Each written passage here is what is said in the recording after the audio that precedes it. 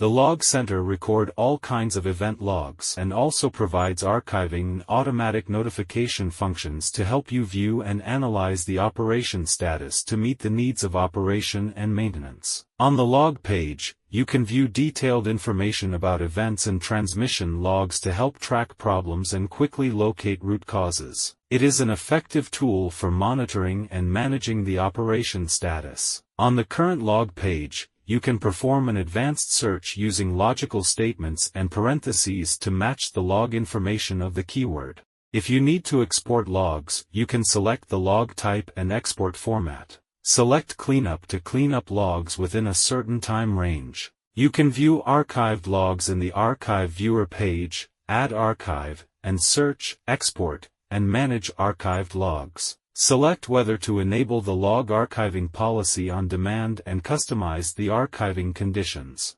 If not enabled, the system retains event logs of the last 6 months and 1 million transmission logs by default. Click Archive Records to view recent log archiving records. In Auto Notification, you can choose whether to turn on the auto notification policy and customize the content filtering conditions. You can also view the notification history of automatic notification.